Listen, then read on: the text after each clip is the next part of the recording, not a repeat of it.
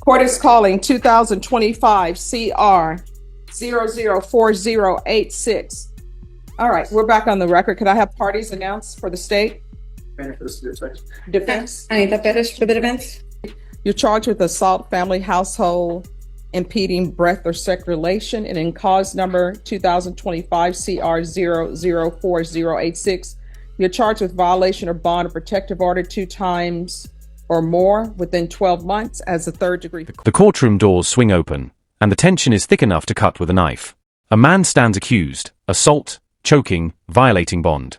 And now he's playing the "oh, I didn't know what no contact meant" card. His defense: a desperate plea.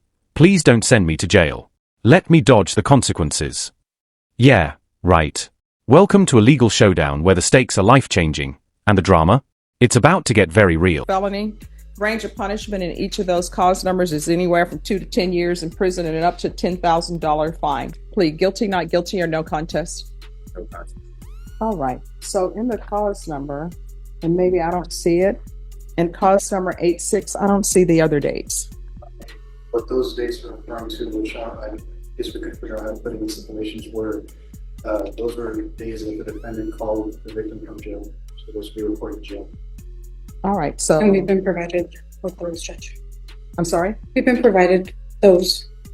Well, are you stipulating that, because he pled no contest, is there a stipulation that he made phone calls to the complainant from the jail on December 6, 2024 and December 11, 2024?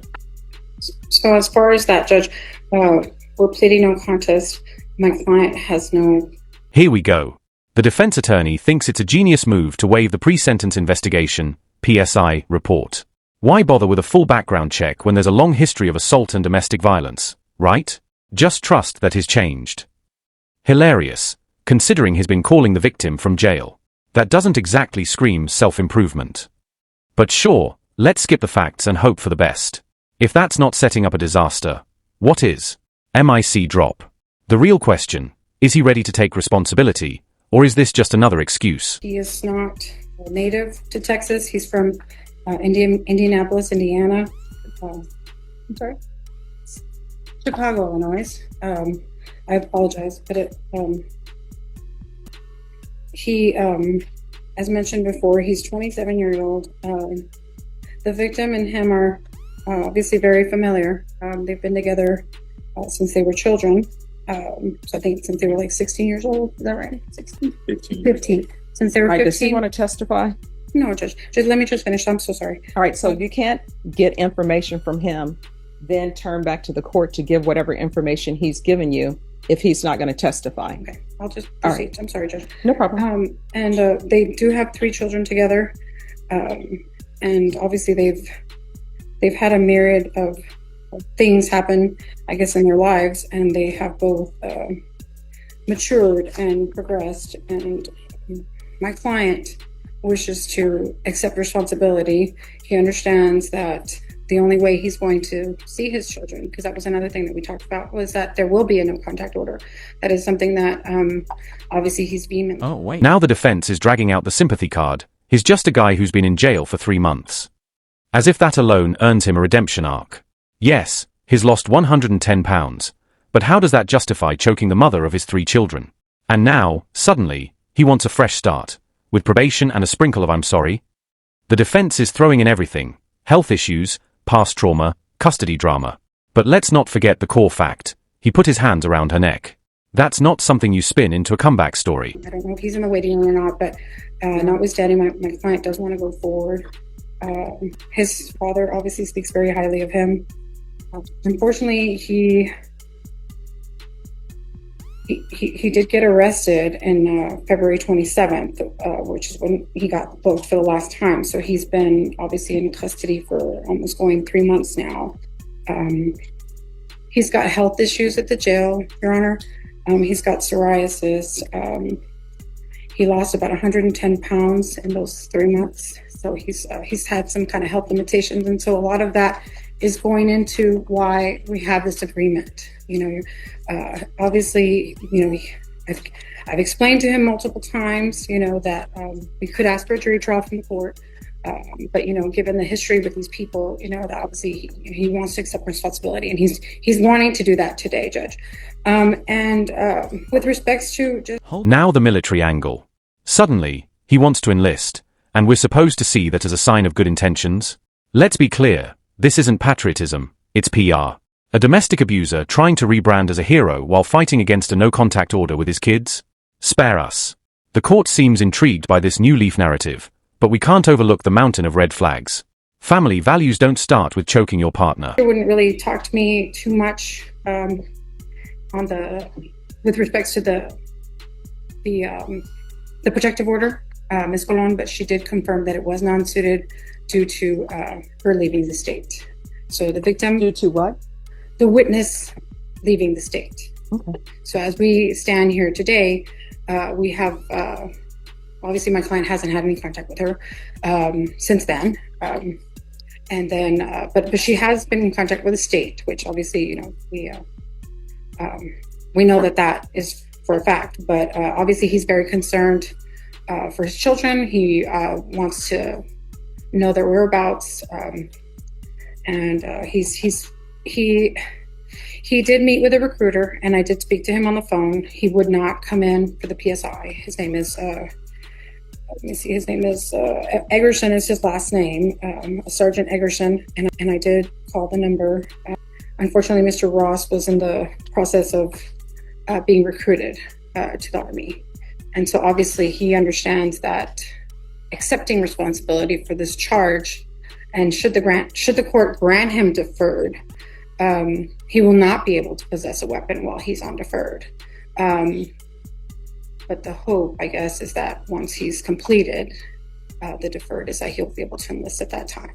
So our agreement right now is 4 years. Now the court can give him probation, the court can sentence him, or the court can give him deferred, which I believe he's legally entitled to because he has no convictions. What do you mean he's entitled to deferred adjudication?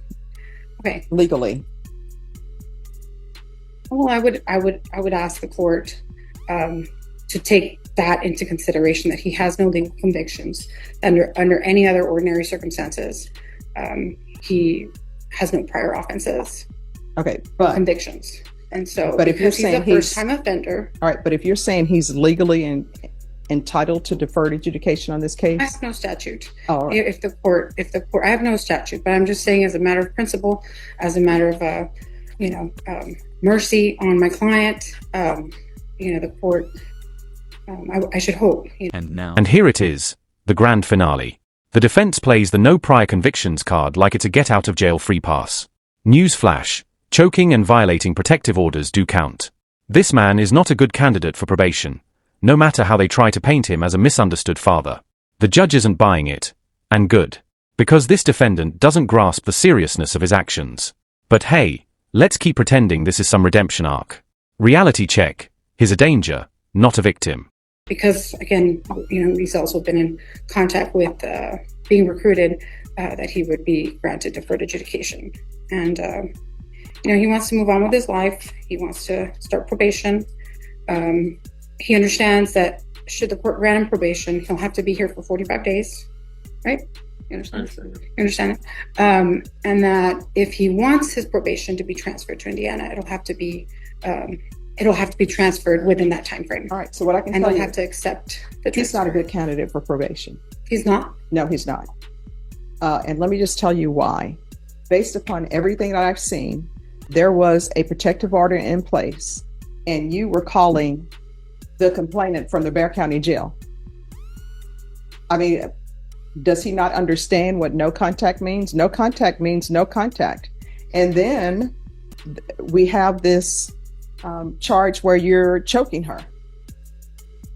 So he's not a good candidate for probation. I'm not giving him probation. In each cause number, I'm finding him guilty. I'm going to sentence him to 4 years in the prison, give him credit for any time served. There's a $1,500 fine, time and money to run concurrent. The cases are to run concurrently. There's to be no contact with the complainant and no contact with minors. And cause number ending in cause number 2025 CR 003. What's the takeaway? The defendant's plea for mercy sounds like a rejected movie script. He chokes his partner, violates court orders, and still expects leniency because he's never been convicted before. That's not how justice works. Accountability isn't optional. No one's buying the act of a man with a violent history pretending to be a reformed hero. This isn't one bad night. It's a pattern. And the judge saw right through it. Justice isn't blind. It's just not stupid. Three, there's an affirmative finding of family violence. Did you review the document entitled Trial Court Certification of Defendant's Rights to Appeal in Each Cause Number? With your attorney, did you understand it? Because this is a plea bargain agreement, because I followed your plea bargain agreement, and because you waived your right to appeal, you do not have the court's permission to appeal. Because one of these cases carries an affirmative finding of family violence, and also because it's a felony conviction, you're not allowed to own or possess any weapons or ammunition. If you have a question over what a weapon or ammunition is, you'll need to speak to an attorney. Sorry, may I speak to my behalf, please? Your attorney said that she did not want you to speak. The court has passed sentence. I didn't know that I couldn't. I thought I had the whole time to testify. I thought she would. I asked you if All you right, were so, jury trial. they're going to take you back. If Can I there's something please- else you all want to discuss, if you want to file a motion, you can file a motion and the court will hear that Please motion. speak on my behalf. Can I please speak on my I don't know what behalf? you- I just want to testify. I didn't. Patrick Washington, Well, and there it is, 4 years in prison. No contact with the victim. A firm reminder that not every sob story earns a second chance. The defendant tried every trick in the book, but justice doesn't care how sorry you sound, it cares about what you did. So what's the real lesson? Redemption is only for those who truly face their sins, not those who fake remorse to avoid the consequences. MIC drop.